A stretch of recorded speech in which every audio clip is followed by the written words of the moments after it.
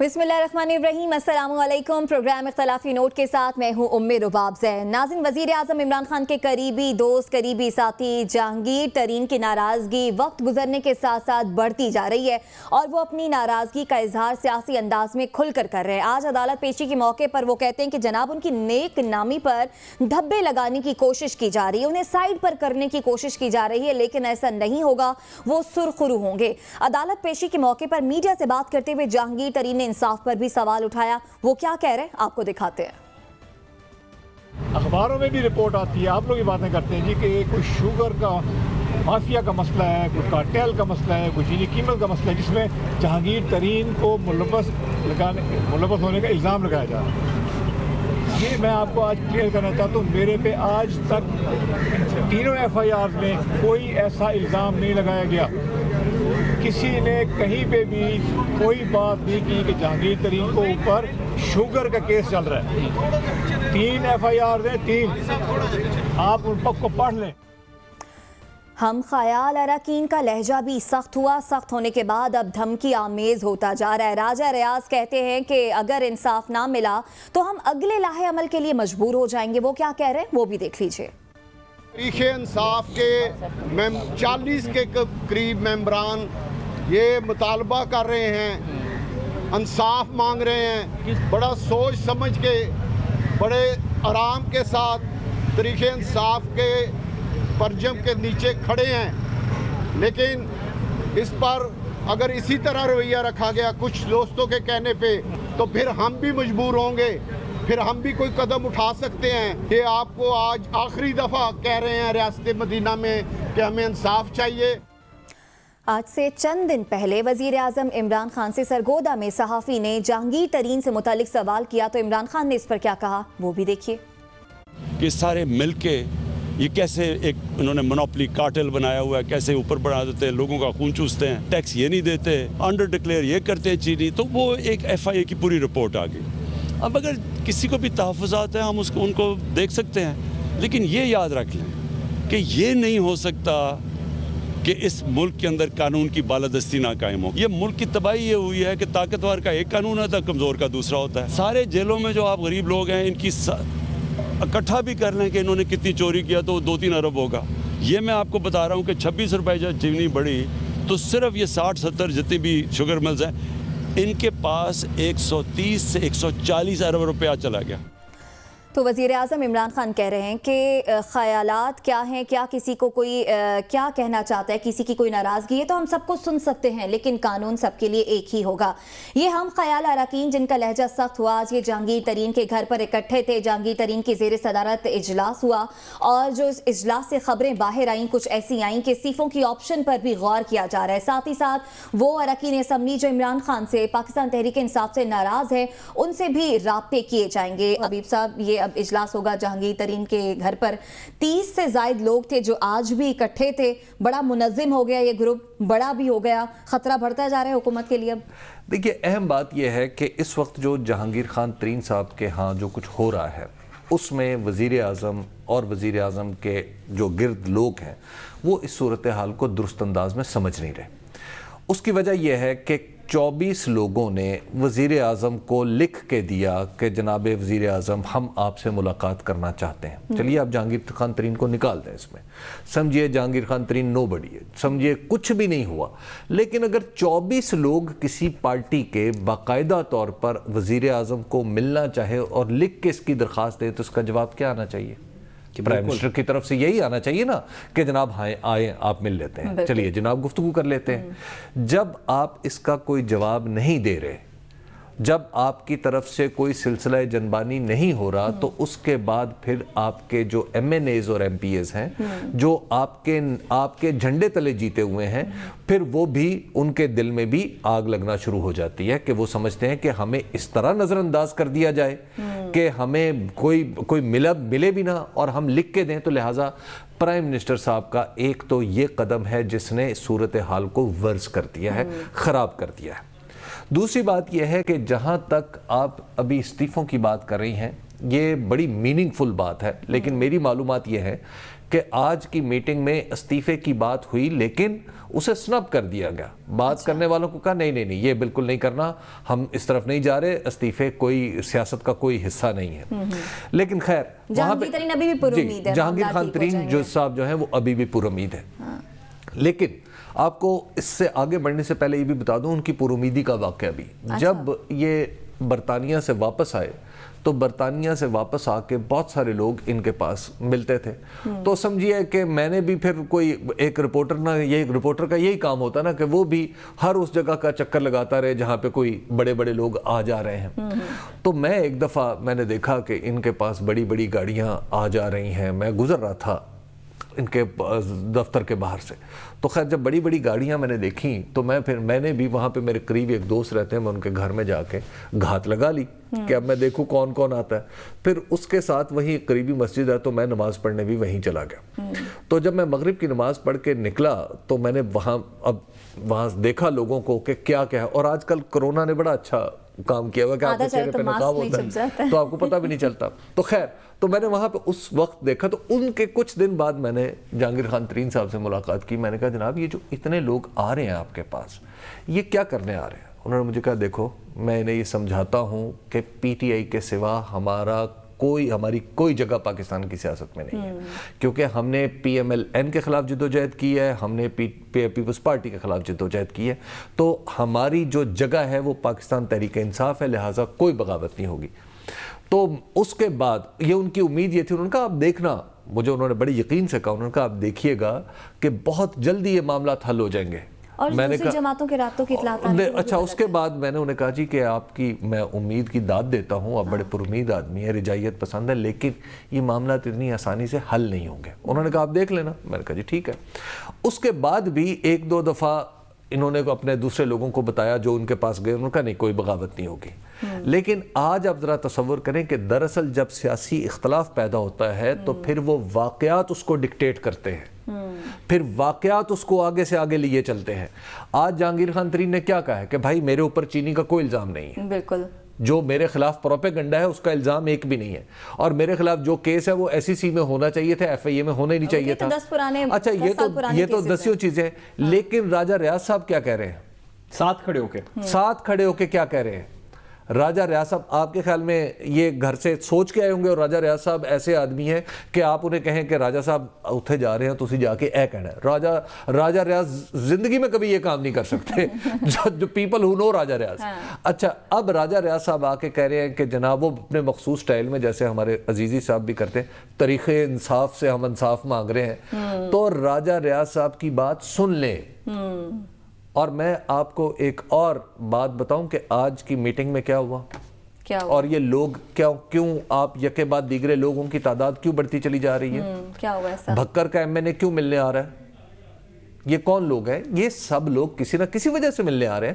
اس کی وجہ یہ ہے کہ سعد رسول صاحب, بہت سارے ایم این ایز اور ایم پی ایز نے عمر رباب آ کے بتایا جہانگیر خان ترین صاحب کو کہ جناب اللہ کا لاکھ لاکھ شکر ہے آپ کھڑے ہوئے ہیں, ہمارا جو پی ٹی آئی کی ساری کارکردگی کا بوجھ ہمارے کندھوں پہ تھا اپنے حلقوں میں, اب ہم اپنے حلقوں میں جا رہے ہیں تو لوگ ہمیں اس طرح ٹریٹ کر رہے ہیں کہ جیسے ہم حق سچ کی آواز اٹھا کے آئے ہیں. اور میں آپ کو یہ بتاؤں کہ یہ تو وہ لوگ ہیں نا جنہوں نے جو جہانگیر خان ترین کو بتایا. مجھے خود ایسے لوگوں نے یہ بات بتائی جو اس وقت عمران خان صاحب کے کیمپ میں ہیں, اور کم از کم 2 آدمی ان کی کیبنٹ میں بیٹھے ہوئے ہیں. اچھا, ان لوگوں نے مجھے یہ بات بتائی کہ جناب ہمارے حلقوں میں جہانگیر خان ترین is being discussed as a positive face of PTA, اور ایک ایسے آدمی کے طور پہ جو واقعی کچھ کر سکتا ہے, جو کنٹرول کر سکتا ہے. تو حالات اتنے اچھے نہیں ہیں پرائم منسٹر صاحب کے لیے اور پی ٹی آئی کے لیے, لیکن ابھی تک مجھے لگ رہا ہے کہ جہانگیر خان ترین صاحب ابھی بھی اس امید میں مبتلا ہیں, بلکہ آپ یوں کہہ لیں کہ he is suffering from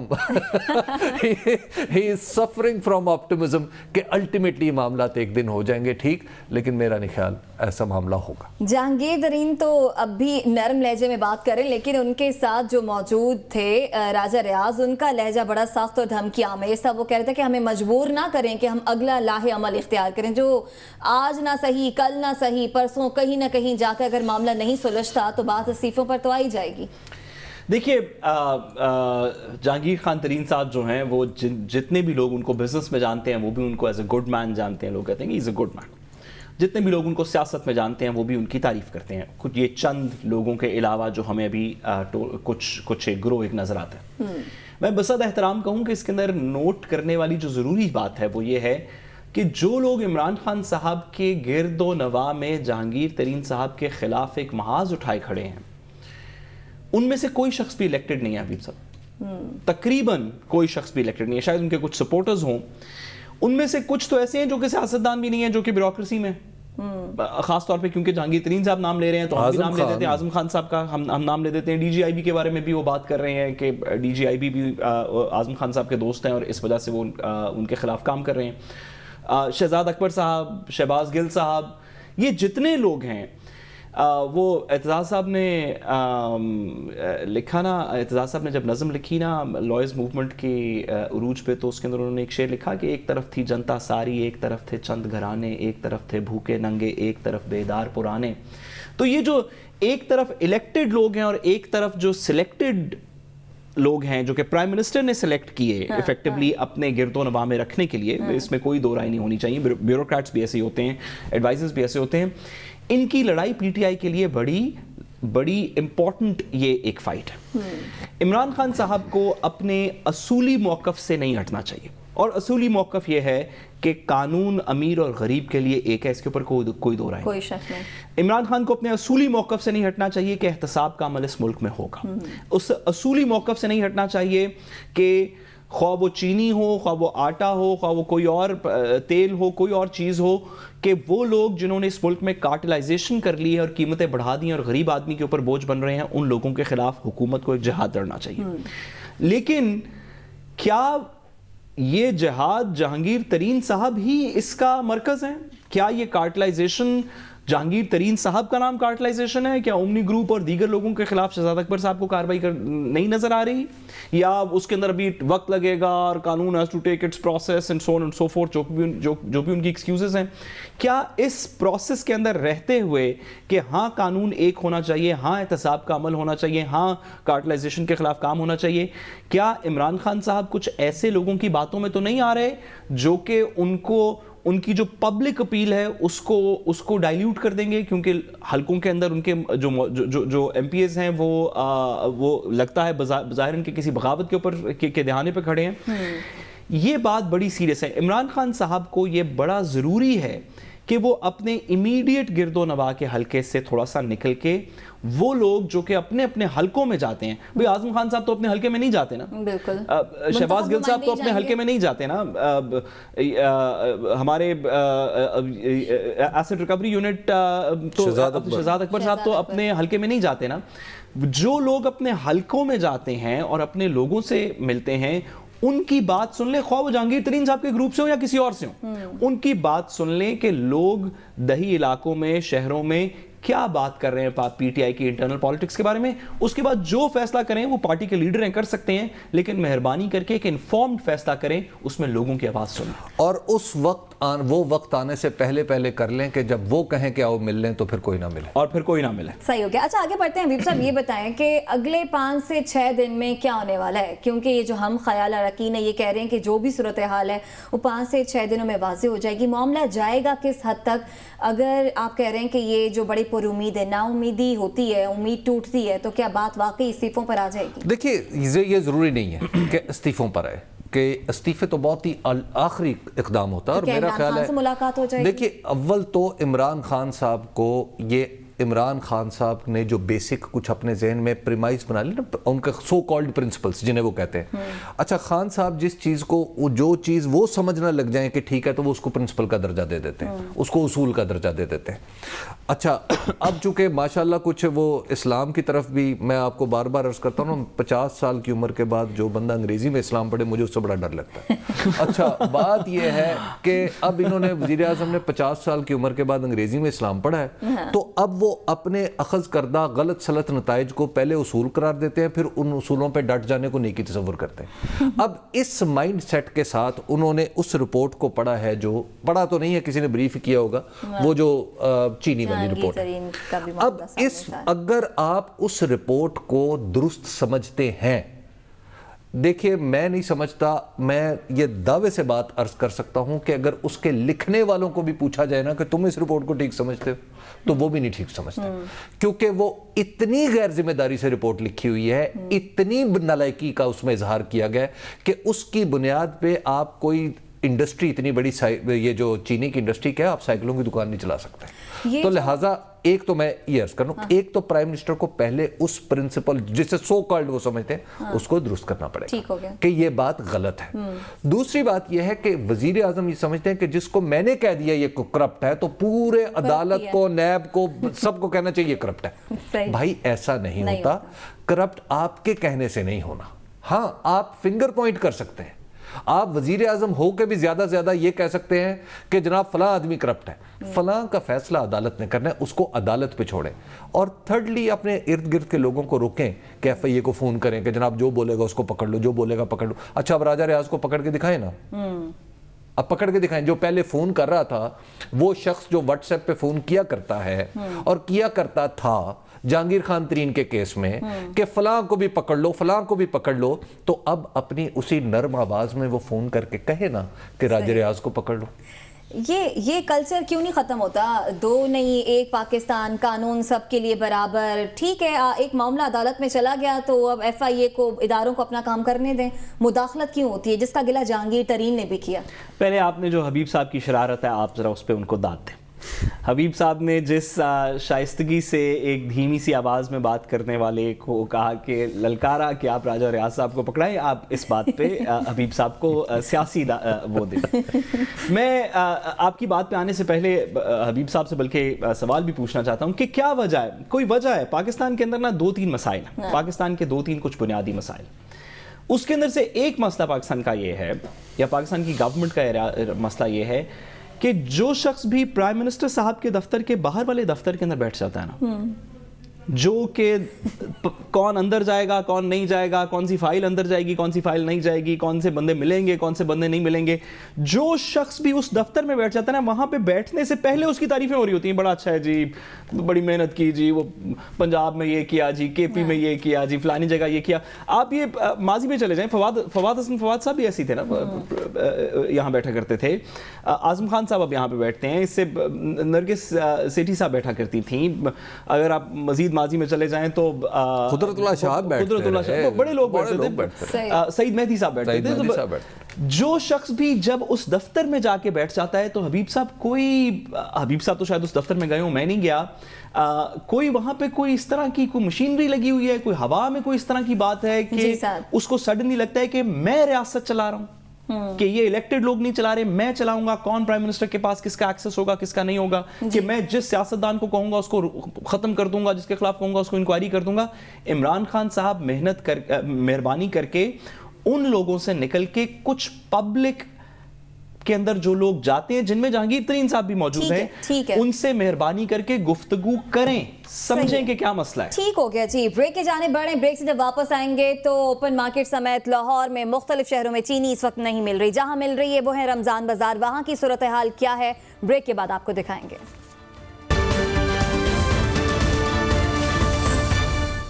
welcome back ناظرین، اوپن مارکیٹ میں لاہور سمیت مختلف شہروں میں اس وقت چینی دستیاب نہیں ہے۔ عدالتی حکم کے باوجود کہ چینی 85 روپے کلو پر فروخت کی جانی چاہیے، اس کے بعد سے چینی غائب ہو گئی ہے۔ ایک جگہ رمضان بازار جہاں پر چینی مل رہی ہے، اس کی صورتحال اپنے ناظرین کو دکھائیں گے۔ انگوٹھوں پر نشان لگا کر آپ نے پہلے 2 گھنٹے لائن میں لگنا ہے، 2 گھنٹے لائن میں لگنے کے بعد آپ کو 2 کلو چینی ملے گی۔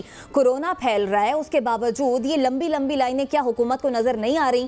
آج رمضان بازاروں میں کیا دن بھر صورتحال رہی، یہ ہم اپنے ناظرین کو دکھائیں گے۔ اس وقت تو شام ہو چکی ہے، 6 بجے یہ بازار بند ہو چکے ہوتے ہیں، آپ کو اس وقت چینی نہیں ملے گی۔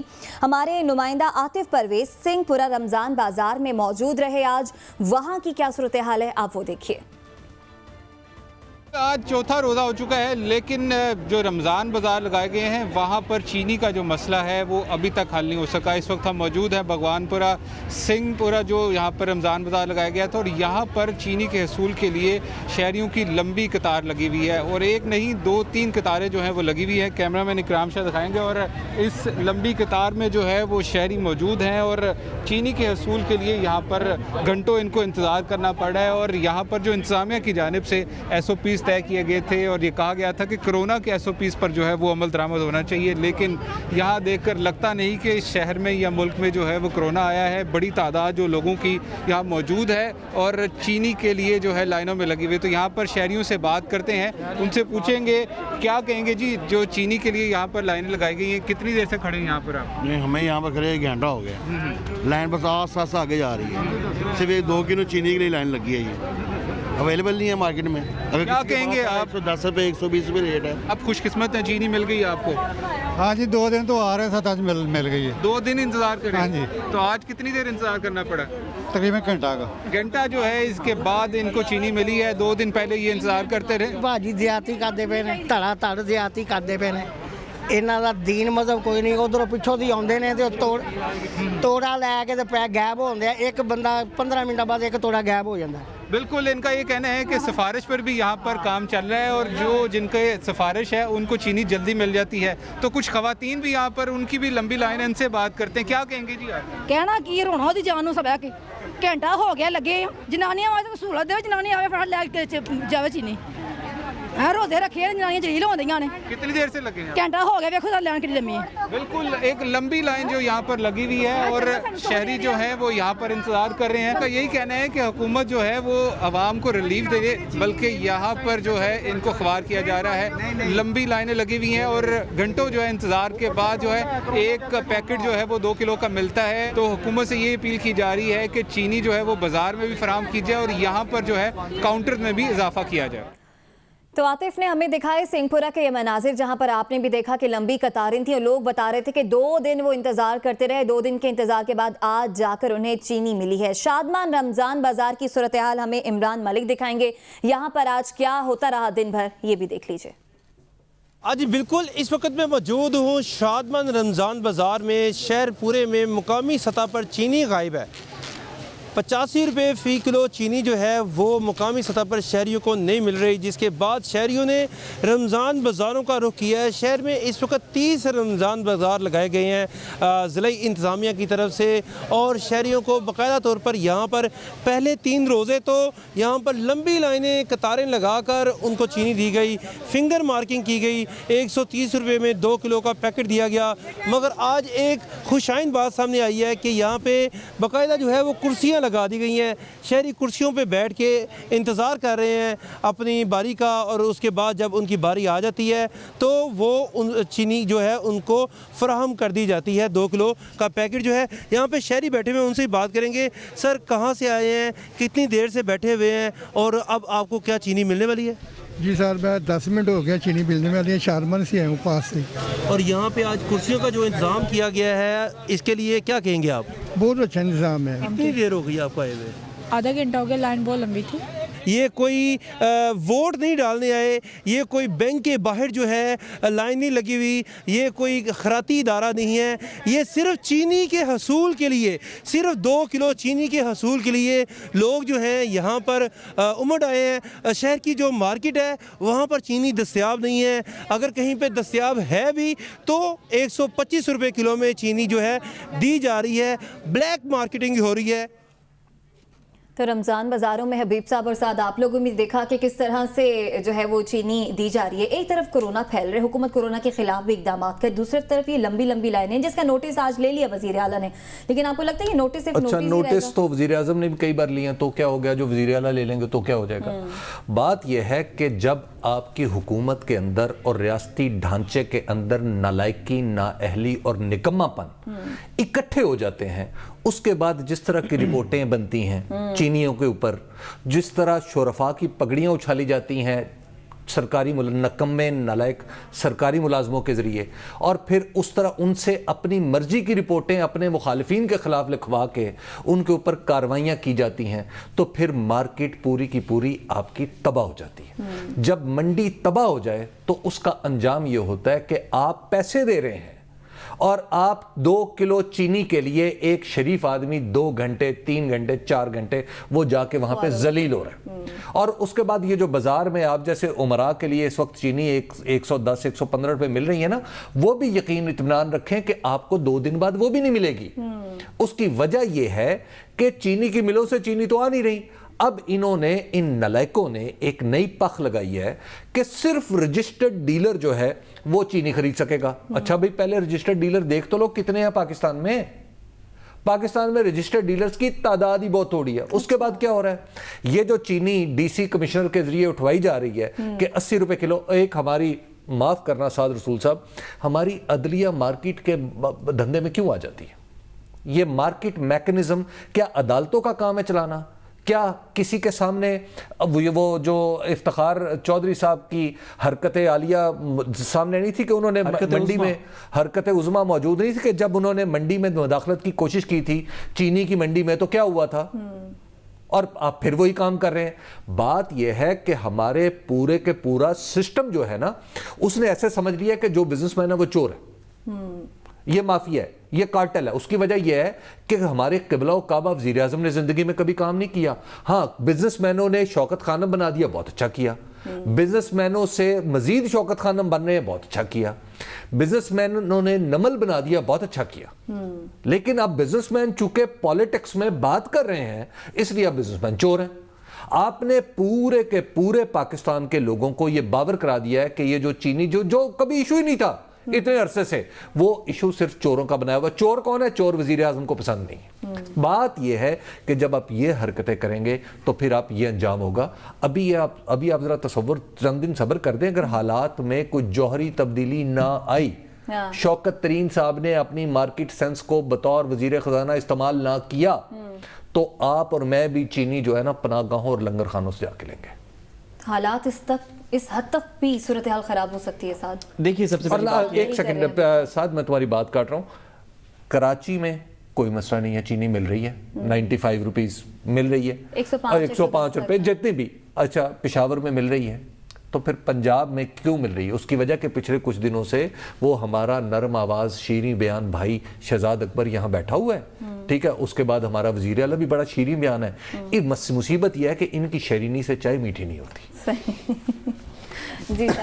دیکھیے جو حبیب صاحب نے بھی افتخار چودھری صاحب والی بات کی، میں صرف اس کے اوپر 1 منٹ میں گزارش کروں کہ سپریم کورٹ نے اس وقت افتخار چودھری صاحب کے ٹائم پیریڈ پہ 2011-12 کے اندر چینی کی قلت کو دیکھتے ہوئے اور اسی طرح کی بحث کو مد نظر رکھتے ہوئے سپریم کورٹ نے چینی کی قیمت کا تعین کر دیا، آرڈر کے اندر لکھوا دیا کہ چینی پاکستان کے اندر 54 روپیز کے اوپر ملے گی۔ اس کے بعد ہوا کیا؟ اگر چینی ملتی تو 54 کی ملتی، لیکن چینی ملی نہیں، چینی مارکیٹ سے ختم ہو گئی۔ عدالت کا اتنا احترام تھا، عدالت کا اتنا احترام تھا کہ 50 اگر ملتی تو 54 روپیز پہ ملتی، لیکن کیونکہ مل ہی نہیں رہی تھی تو عدالت کے آرڈر کی وائلیشن بھی نہیں ہوئی، کیونکہ اگر کسی نے چینی خریدنی تھی بیچنی تھی تو 54 کی بیچتے، لیکن اگر ہے ہی نہیں تو پھر کیا کر سکتے؟ تو پھر عدالت کے آرڈر کی وائلیشن تھوڑی ہے۔ دیٹ از ایفیکٹولی واٹس ہیپننگ ہے۔ دیکھیے گزارش یہ ہے، سب سے پہلی بات یہ، میں باقی ساری باتیں، رمضان چل رہا ہے اور ہمیں سب خوف خدا ہونا چاہیے، ویسے بھی یہ استغفار پڑھنے کے کا مقام ہے۔ آپ یہ جو ہم نے جو فوٹیج دکھائی جس کے اندر بیبیاں بوڑھے لائنوں کے اندر کھڑے ہوئے ہیں 2 کلو چینی کے پیچھے، ایک ایسے ملک میں جہاں پہ اکثر سالوں کے اندر ہمارے گنے کی پیداوار ہماری کنزمپشن سے زیادہ ہوتی ہے، اور چینی اس وقت بھی پڑی ہوئی ہے، اس وقت بھی چینی پڑی موجود ہے، چینی موجود ہے۔ ہمیں ہر سال پتا ہوتا ہے کہ اتنی چینی چاہیے ہمیں۔ ہم ایک ایگرو بیسڈ اکانومی ہے۔ پاکستان کے بارے میں آپ دنیا میں کہیں پہ بھی پڑھ لیں، وہ سب سے پہلا جملہ ہوگا we are an agro based economy, جس کا مطلب ہے کہ ہم زراعت کے اوپر بیس کی ہوئی اکانومی ہے، جس میں گنا ہمارا ایک بہت بڑا وہ ہے پروڈکٹ ہے، کہ ایسے ملک میں جو نیٹ ایکسپورٹر ہے چینی کا، مطلب ہماری پروڈیوس آف چینی، ہماری کنزمپشن آف چینی سے زیادہ ہے، اس میں لوگوں کے انگوٹھوں کے اوپر نشان لگا کے رمضان میں 3 گھنٹے لائنوں میں کھڑے ہونے کے بعد 2 کلو چینی ان کے ہاتھ میں آپ پکڑا دیں تو استغفار پڑھنے کا وقت ہے. قومیں اس طرح ترقی نہیں کرتی. مجھے یہ لگتا ہے کہ یہ توہین، انسانوں کی توہین کا حکومتی منصوبہ ہے. اس کی وجہ یہ ہے کہ جناب علی پھر مثال قائم کریں. آپ کے وزراء بھی ان لائنوں میں کھڑے نظر آئیں جی، آپ کے اعلیٰ افسران بھی ان لائنوں میں کھڑے نظر آئیں. کھڑے ہو نا. اچھا، اور جناب اعظم خان صاحب بھی یہاں پہ لائن میں کھڑے ہوں اور پھر یہاں پہ اسی انوائرمنٹ میں انگوٹھا لگا کے پھر انگوٹھا دکھائیں ہمیں ٹویٹر پہ ڈال کے جو اپنی فوٹو کھینچ کے بتاتے ہیں وہ ہمیں ذرا اپنے انگوٹھے کی تصویر کھینچ کے بھیجیں کہ میں نے یہ 65 روپے کی چینی خریدی ہے. ٹھیک ہو گیا جی، بریک کا وقت، بریک سے واپس آئیں گے تو مزید بات کریں گے. ہمارے ساتھ رہیے گا.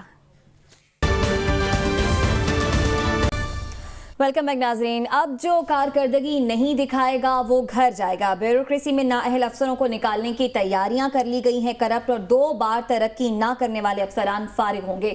اسی پر بات کرنے کے لیے ہمارے ساتھ سابق CCPO لاہور عمر شیخ صاحب موجود ہیں. حبیب صاحب، پہلے میں عمر شیخ صاحب کی طرف جانے سے پہلے، عمر شیخ صاحب آپ کا شکریہ کہ آپ ہمارے ساتھ بات کر رہے ہیں، لیکن میں آپ کو یہ بتا دوں کہ 2019 میں یہ قواعد بنے تھے جس کے تحت ایسا شخص جو 2 بار ترقی نہ پا سکے، مسلسل سپرسیڈ ہو جائے تو بھی اس کو جبری ریٹائر کیا جا سکتا ہے یا اس کے اوپر کوئی ایسا کیس کرپشن کا ہو جو ثابت ہو چکا ہو.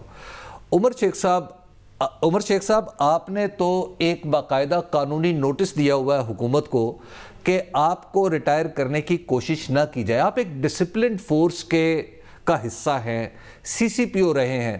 کیا آپ کے خیال میں یہ آپ کا طرز عمل موضوع ہے؟ کیا قانون کی اتنی کھلم کھلا خلاف ورزی ہو رہی ہے کہ آپ کو قانونی نوٹس دینے کی ضرورت پیش آ گئی؟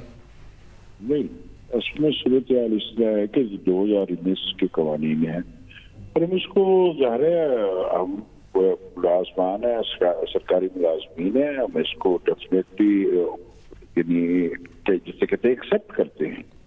اب کہانی یہ ہے کہ انہوں نے پچھلے سال مجھے سپرسیڈ کیا. بالکل ٹھیک ہے، ان کا حق ہے بورڈ کا سپرسیڈ کر دیا، لیکن آپ یہ دیکھیں کہ میری سپر سیشن کے بعد میری سلیکشن برائے CCPO لاہور، میری تعیناتی اور پھر میری لاہور پرفارمنس، یہ اس سپر سیشن کا جواب ہے. کیونکہ میں یہ سمجھتا ہوں کہ اگر کوئی بھی شعور آدمی ہے تو وہ یہ سمجھ سکتا ہے کہ وہاں پہ میرے ساتھ کیا ہوا ہوگا. 1 اس کے بعد یہ ہے کہ اس سال یہ بورڈ جو ہوا ہے مجھے اس میں کنسیڈر کرنا ہی نہیں چاہیے تھا. نہیں، کیا یہ قانونی مجبوری ہے؟ قانونی طور پہ ایسا ضروری تھا کہ کنسیڈر نہ کیا جائے؟ ہاں بالکل، کیونکہ ایک دفعہ جو سپرسیڈ ہو جاتا ہے اس کو ایک پورے سال کے بعد یس کیا جاتا ہے کنسیڈر. لیکن انہوں نے 1 سال سے پہلے بورڈ ہوا، اس میں مجھے کنسیڈر کر کے سیکنڈ سپرسیڈ.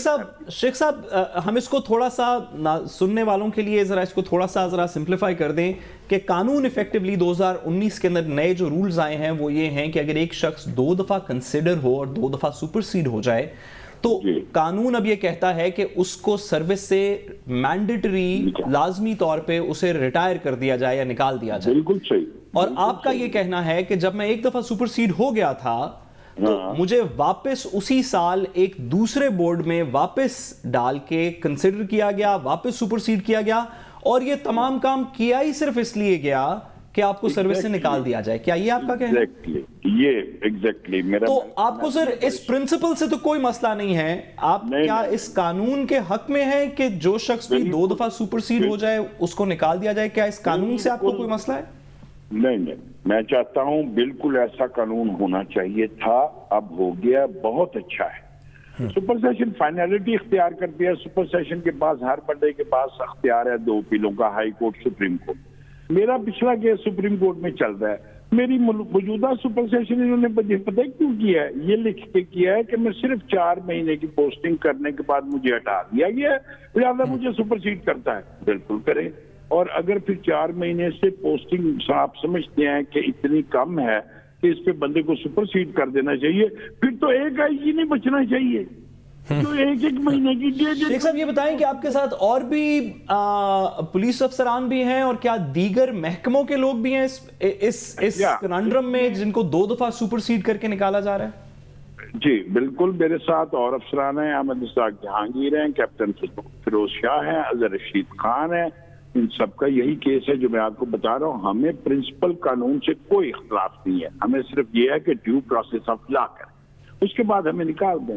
اس سے پہلے آپ کو کن کو نکالنا چاہیے کہ جو نیب سے پلی بارگین کر چکے ہیں، جو جن کے کیسز پروو ہو چکے ہیں، اور اس میں خود سیکٹری اسٹیبلشمنٹ شامل ہے، اس میں پی ایس سی کا چیئرمین شامل ہے، اس میں سیکٹری انفارمیشن اکبر درانی شامل ہے. بھائی ان کو بھی تو شامل کرو نا. نہیں، یہ نیب کے اوپر نیب کے الزامات تو چلیے اپنی جگہ، لیکن ان کے ساتھ کوئی ایسی ڈیل تو نہیں ہوئی نا سر. اس میں آپ نکال لیں، ریکارڈ نکال لیں جنہوں نے جن سول سرونٹس نے پلی بارگین کی ہے وہ نوکریاں کر رہے ہیں. شیخ صاحب آپ کہہ رہے ہیں کہ ان فیڈرل سیکرٹریز نے پلی بارگین کی ہوئی ہے نیب کے ساتھ؟ ان میں سے پلی بارگین ہے، ان کے اوپر انکوائری اسٹیبلشڈ ہیں، میں وہ بات کر رہا ہوں. ریکارڈ نہیں، انکوائریز چلنا تو بالکل ایک سیپریٹ بات ہے. نو ڈاؤٹ آپ کی بات ٹھیک ہے کہ انکوائریز بھی چلنی چاہیے. اچھا یہ بتائیے کیا بیوروکریسی کے اندر کوئی گروپنگ ہے جو یہ جس کا نتیجہ شخصانہ یہ ہے کہ سلیکٹڈ لوگوں کو پکڑا جا رہا ہے یا ان کے خلاف اس طرح کی تیزی سے اقدامات کیے جا رہے ہیں؟ بڑی شدید گروپنگ ہے یہاں پہ. وہ بیوروکریسی ہے جو عمران خان کی گورنمنٹ کو کامیاب نہیں ہونے دے گی، نہیں ہونے دے رہی.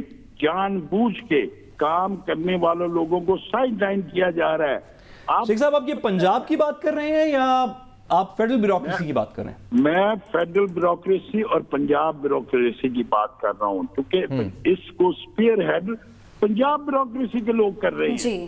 ڈاکٹر اعجاز منیر ساری زندگی پنجاب رہا ہے، اب وہ وہاں پہ بیٹھ کے سیکٹری اسٹیبلشمنٹ بن گیا اور کر رہا ہے. اور اب آپ اندازہ کریں کہ میرے دونوں کیس سبسیڈائز ہیں اور میرا نام انہوں نے انکلوڈ کر دیا، جس سے گھبرا کر اور تنگ آ کر میں نے لیگل نوٹس دیا ہے.